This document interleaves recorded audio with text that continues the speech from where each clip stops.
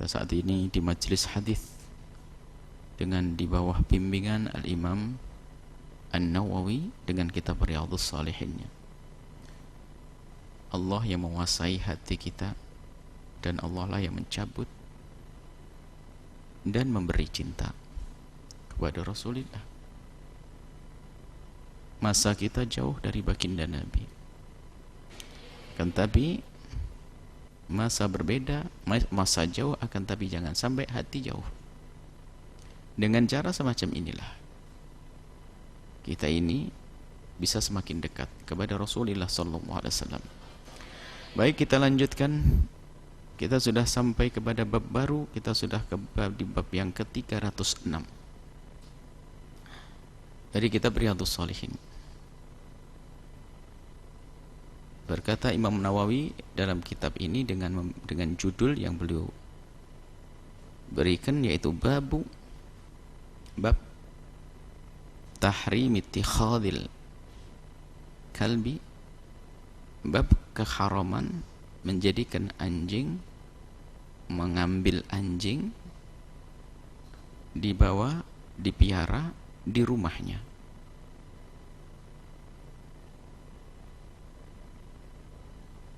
Illa li saydin, kecuali anjing ini anjing mu'allam, anjing yang diajari untuk berburu.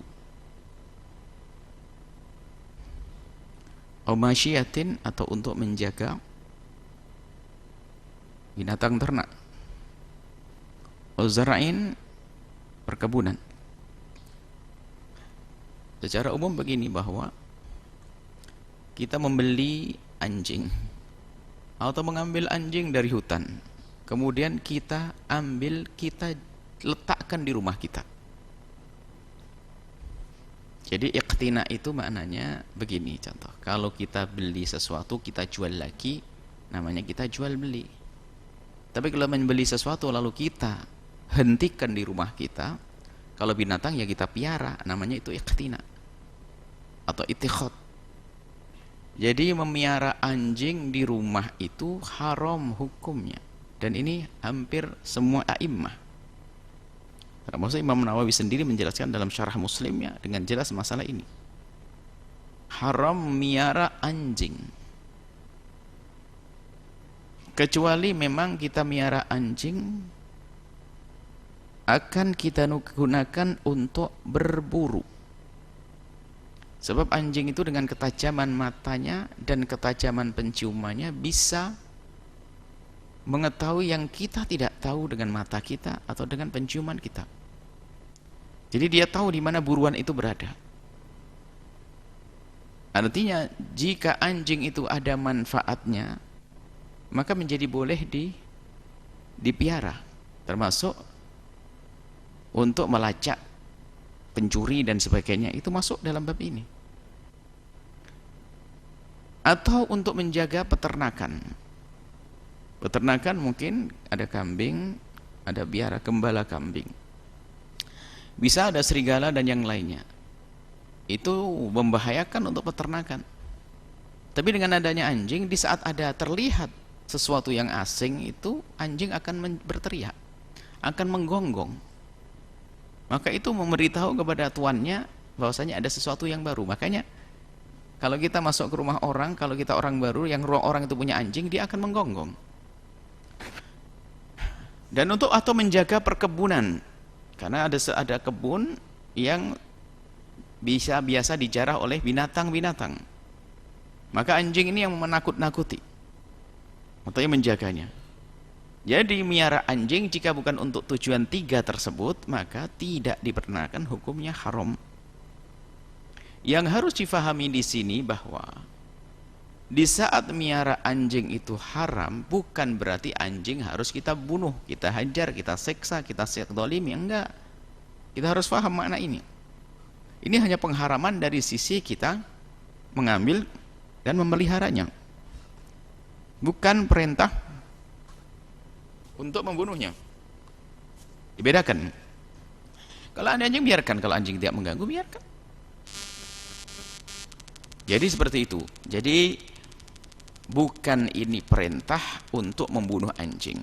Memang nanti ada anjing yang diperintahkan untuk dibunuh adalah anjing yang mengganggu. Akur, yaitu anjing yang jahat. Itu dibunuh karena apa? Mengganggu ketentraman orang. Tapi kalau anjing nggak ada masalah, ya nggak perlu. Kemudian juga kalau kita bicara tentang kenajisan anjing, itu bukan berarti anjing harus, setiap ketemu anjing harus dibunuh, enggak. Ya jangan diambil gitu saja. Kalau urusan najis tidak saja anjing, ayam pun ternyata bawa kotoran yang najis. Ya tinggal kita menghindar saja atau menghindarkan sesuatu tersebut. Jadi mohon ini agar difahami, jangan sampai pengharaman memelihara anjing ini seolah-olah sebuah perintah untuk membunuh anjing atau zalim kepada anjing, nyakiti anjing. Tidak seperti itu. Baik. Kemudian bicara tentang pengharaman ini, kecuali untuk berburu anjing mu'allam, tentunya nanti akan ada syarat-syaratnya. Anjing itu anjing yang terlatih, atau memang mencari anjing itu untuk bisa dilatih sehingga mereka mahir, sehingga kalau ingin menangkap binatang buruan, dia dilepas langsung mengejar. Sudah dapat nggak dimakan, memang untuk tuannya. Jadi anjing itu kenyang, sudah dia kenyang, hanya memang dia dilatih untuk berburu atau untuk menjaga tersebut. Jadi itu diperkenankan, termasuk diantaranya yang jaga rumah. Jika memang suasana rumah tidak aman, mudah atau ada gangguan, ada hal yang menjadikan kita khawatir, dan yang bisa menjaga hanya anjing-anjing. Bahkan suatu ketika kami bertemu dengan seseorang, dia punya alat-alat berat di sebuah proyek yang jauh dari masyarakat.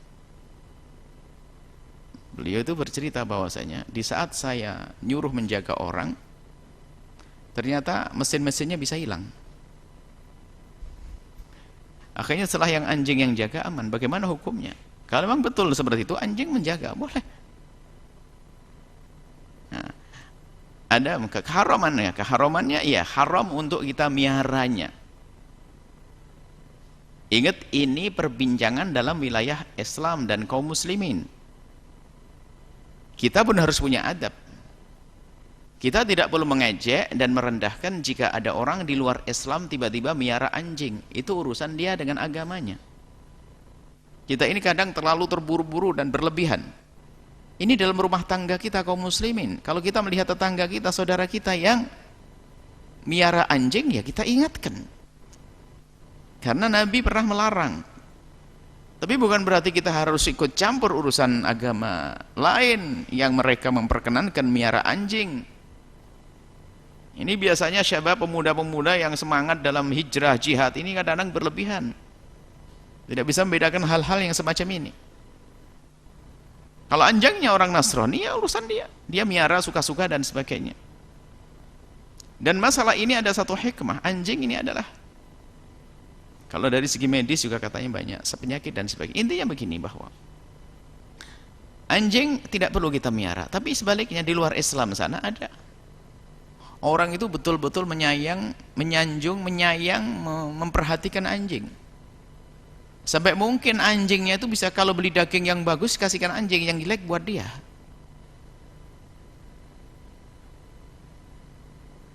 Ini adalah keblinger.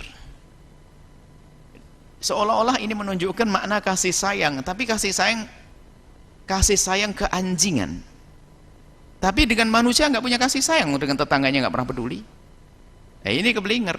Kalau ada seorang di luar Islam sana memperhatikan anjing, dan memang dia adalah orang yang penuh kasih dengan sesama, ya boleh, nggak ada masalah. Hanya kita ini sekedar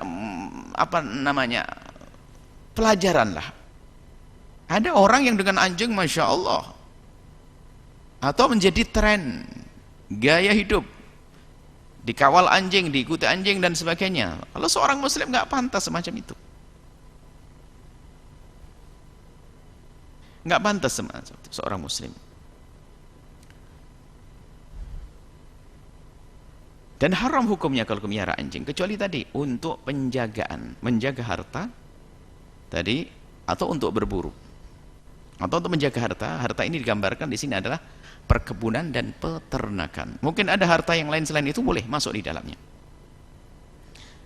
Baik, An bin Umar, hadis yang pertama adalah An bin Umar dari Sayyidina Abdullah bin Umar radhiyallahu taala anhuma, semoga Allah senantiasa memberikan keridhaan kepada keduanya.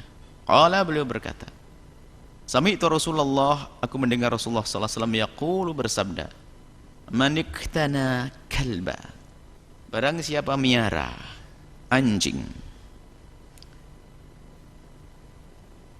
illa kalba saydin, kecuali anjing buruan, anjing untuk berburu, omasyiatin, atau anjing untuk menjaga binatang ternak, fa innahu, maka sesungguhnya memelihara anjing tersebut yang kusu akan mengurangi min ajrihi, dari pahala yang ia lakukan, kulla yaumin, setiap hari, qiratani, 2 qirat, 2 gunung pahala.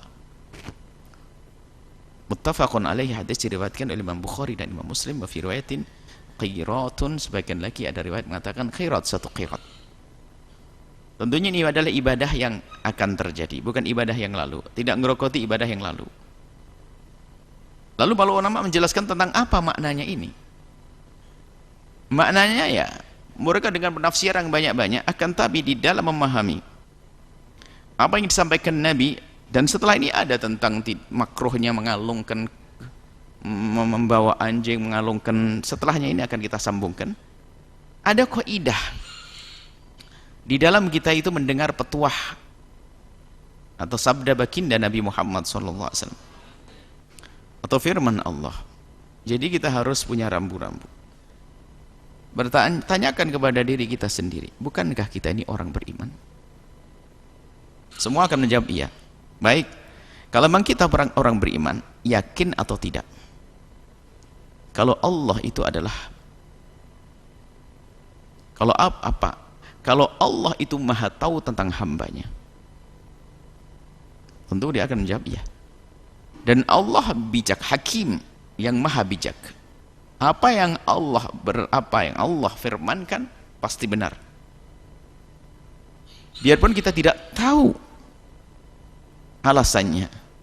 Maka dalam kita beragama ini, setelah kita iman kepada Allah itu, kurangi dengan keusilan, selalu bertanya illatnya apa, hikmahnya apa. Dan memang semua yang dilakukan oleh Allah ada hikmahnya. Akan tapi kalau kita terus mengejar hikmah dan illat, sebabnya apa, itu membahayakan keimanan kita. Karena apa? Ada sesuatu yang kita tidak mampu untuk memahaminya kecuali proses waktu yang panjang baru faham kalau hikmahnya seperti itu. Dan kadang tidak ditampakkan hikmahnya, dan kadang belum tampak. Sehingga jangan mengandalkan agama itu dengan akal saja. Tapi Islam tidak bertentangan dengan akal. Yang bertentangan dengan akal nggak akan ada dalam Islam, nggak ada. Akan tapi kadang akal tidak mampu. Ingat, perbedaan akal yang tidak mampu menjangkau bukan berarti ini bertentangan dengan akal. Bertentangan dengan akal itu begini, misalnya dalam syarat, misalnya ada satu riwayat mengatakan 2 kali 2 16, itu pasti bertentangan dengan akal, nggak mungkin. Jadi kalau menurut akal itu pasti benar, maka tidak akan bertentangan dengan syariat. Kalau ada pertentangan antara syariat dengan akal, bisa saja kita nukil syariat yang salah atau yang akal tadi salah. Nggak mungkin pertentangan antara syariat dengan akal. Hanya jika belum ada kesesuaian antara syariat dengan akal, bukan bertentangan. Ini bisa jadi karena akal kita belum mampu.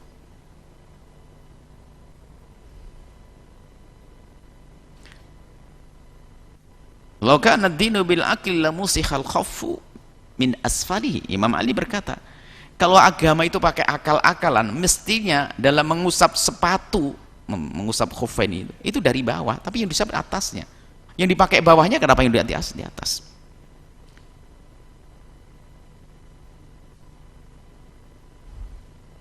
Buang air kecil, kenapa harus dibasuh wajahnya kita berwudu?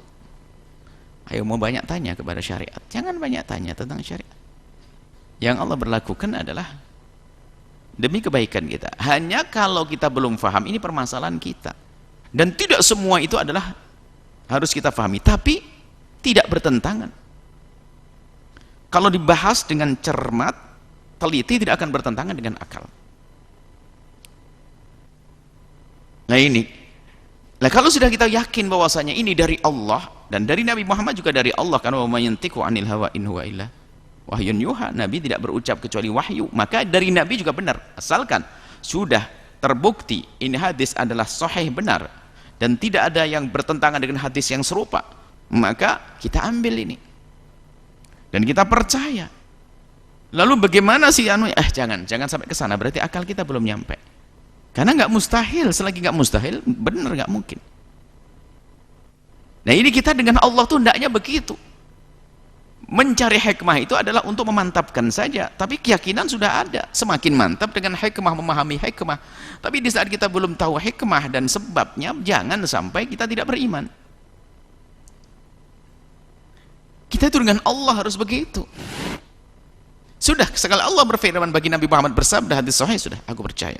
Kalau saya belum paham, ini otak saya yang belum nyampe. Sebuah contoh, walillahil mathalul a'la, kita tidak boleh mencontohkan Allah dengan hamba kecuali hanya untuk memudahkan di dalam pemahaman. Dan ini bukan disebut tasybih, Allah tidak serupa dengan apapun dari makhluknya, untuk memahamkan. Dalam sebuah tatanan ada bawahan itu harus patuh dengan atasan dan banyak tanya. Jangan banyak tanya. Kalau banyak tanya dihukum. Seorang panglima perang, kalau sudah menjadi panglima, dia akan dipatuhi oleh pasukan. Dalam sebuah aturan perang, tiba-tiba panglima memberikan, kau pergi ke kanan, ke depan, satu kiri. Apakah harus bertanya, apa sebabnya Pak? Wah, dipecat kok, tembak nanti. Hah? Sudah mempercayai panglimanya, kok banyak ngomong, dia sudah dipelajari. Berhenti, tiarap, enggak tiarap, apa Pak? Tembak kok, mati. Jadi komando itu padahal antara manusia dengan manusia pun harus ada kepatuhan. Dan enggak banyak tanya. Coba ada tentara yang tanya kepada atasannya di saat mendapatkan tugas begini? Enggak ada. Mikir, wah berarti ada lawan. Iya mikir benar, tapi enggak usah banyak tanya. Pak Panglima, Pak Jenderal atau apa kenapa harus saya begini? Wah ente ini. Nah ini dengan sesama manusia saya nggak bisa begitu. Bagaimana kita dengan Allah kok kurang ajar banget, dikit-dikit harus mana hikmahnya, mana sebabnya, apa sebabnya. Maka, dan ini bukan berarti kita membekukan akal, tidak. Islam tidak bertentangan dengan akal. Kalau begini masa bertentangan dengan akal? Nabi Muhammad bersabda bahasanya, kalau engkau miara anjing akan berkurang pahalamu. Ya nggak bertentangan dengan akal. Pahala Allah kan besar diberikan kepada kita, cuma dikurangi setelah itu. Pahala juga dari Allah, mana bertentangan dengan akal? Cuman sudah patuh saja. Cuman miara anjing saja, lah ini mulai kurang ajar pakai cuma-cuma ini. Sudah Allah, Nabi Muhammad bersabda, sudah. Nah inilah maksud kami, kita itu sering mulai kurang ajar dengan Allah. Tadi antara seorang tentara dengan atasannya selesai, nggak banyak tanya. Padahal hamba dengan hamba, bagaimana seorang hamba dengan Khaliqnya, sang penciptanya? Mestinya sam'an wa ta'atan. Baiklah, ini disebutkan bahwasanya kalau miara anjing akan menjadi sebab berkurang pahalanya. Seperti apa? Wallah alam. Yang jelas pahala bagi kita sangat berarti di akhirat nanti khususnya. Maka jangan sampai berkurang. Belum lagi kalau ini dikatakan haram, berarti ada dosa kita. Sehingga minus betul kita. Bisa-bisa. Kalau atas dasar kasih sayang, cukup Anda tidak mengganggunya saja, tanpa harus miara. Tanpa harus miara, sudah ikuti saja petuah dari Nabi Muhammad. Ya sudah, saya kasihan anjing di sana kok kelaparan. Sudah Anda belikan makanan, taruh di sana sudah, nggak usah dibawa ke rumah. Adapun para ulama yang mencari-cari hikmah, ya sebabnya apa diantaranya maksudnya hikmah agar kita semakin mantap. Banyak diantaranya apa? Kalau orang itu di rumahnya punya anjing itu ya pengemis menjadi takut ke sana, sehingga berkahnya pengemis nggak ada nyampe ke rumah kita. Baru Pak minta, nggak jadi pengemisnya nggak datang. Pengemis sudah lewat aja, anjingnya. Padahal pengemis mau berkah lah, kehilangan berkah juga kita. Tamu khawatir sih. Ada tamu udah baru langsung gonggong. Itu adalah bahasa ulama biasanya mencari-cari sebab kenapa begitu. Kemudian apa lagi? Menjadi orang tidak khusyuk sholatnya dan sebagainya. Lagi sholat, tiba-tiba anjing menggonggong, teriak-teriak, mikir ada apa-apa. Pokoknya ini diantara para ulama membahas begitu. Tapi sebelum para ulama membahas, kalau kita sudah punya keimanan, selesai. Sudah dikatakan oleh disabdakan oleh baginda Nabi seperti itu, selesai. Jangan melihara anjing.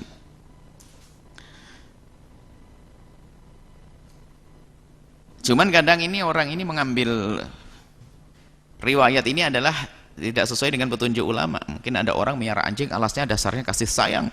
Sebab dalam hadis Imam Nawawi juga menyebutkan pada pertemuan yang lalu tentang seorang laki-laki yang menemukan anjing kehausan, kemudian diambilkan air, kemudian setelah itu Allah berterima kasih kepada hamba tersebut, lalu diberkahi dan dirahmati. Ini saja melihara anjing karena kasih sayang. Itu anjing di sana, bukan di rumahmu. Anjing di jalan, anjing di situ. Beda. Seorang perempuan juga dikatakan perempuan adalah dia perempuan yang diuji dengan kehinaan. Tiba-tiba menemukan anjing kehausan, lalu dia mencoba dari ujung bajunya dicelupkan ke air, kemudian airnya mengeresap ke baju, baju ini diperes, kemudian diteteskan ke mulut anjing gara-gara ini masuk surga. Lalu saya pengen melihara anjing, pengen masuk surga. Loh, ini kasusnya bukan anjing ada di rumahnya, anjing di jalan. Kalau sudah anjing di rumah enggak, sudah Nabi menyebutkan semacam itu. Ingat, ini dalam rumah tangga kaum muslimin, wahai saudaraku. Jangan lalu anda marah-marah dengan tetangga anda yang Nasrani punya anjing, ya suka-suka urusan dia. Ini kadang kita berlebihan. Ini pemuda-pemuda yang semangat dalam jihad, belajarnya setengah-setengah, tatonya ngelabrak sana, ngelabrak sini. Wah, ini. Baik. Adapun dua gunung pahala, wallah alam seperti apa. Yang jelas akan mengurangi pahala kita. Dan kita itu memerlukan pahala, sangat kita perlu dengan pahala nanti di saat menghadap kepada Allah. Maka jangan sampai pahala itu berkurang. An Abi Hurairah, dari Abi Hurairah radhiyallahu taala anhu qala, beliau berkata, qala Rasulullah bersabda, man amsaka kalban, barang siapa menahan di dalam rumahnya kalban anjing, ini maksudnya miara tadi. Wa innahu yanqusu, akan mengurangi kulla yaumin, setiap hari, min amalihi, dari amalnya, giratun, satu gunung pahala. Girat ini disebutkan lain lagi dalam bab jenazah. Barang siapa mengurusi menyolati jenazah lalu mengantarkan sampai ke kuburnya, maka mendapatkan 2 gunung pahala, giradan. Illa kalbu harthin, kecuali anjing perkebunan untuk jaga kebun. Masyiatin, atau peternakan, muttafaqun alaih, hadis riwayatkan Bukhari dan Muslim. Wa fi riwayatin Muslimin, riwayat dari Imam Muslim, man yaqtana kalbah, barang siapa memiara anjing, laisa bikalbi saydin, selain anjing buruan, wala masyiatin, atau anjing untuk menjaga peternakan, wala ardin, dan juga bukan untuk menjaga bumi, untuk keamanan, termasuk dimasukkan dalam hal ini para ulama menjelaskan menjaga rumah, menjaga pabrik, menjaga ini. Fa innahu yanqusu, sungguh yang demikian itu akan mengurangi min ajrihi, dari pahalanya, qiratani kulla yaumin, 2 gunung pahala setiap hari.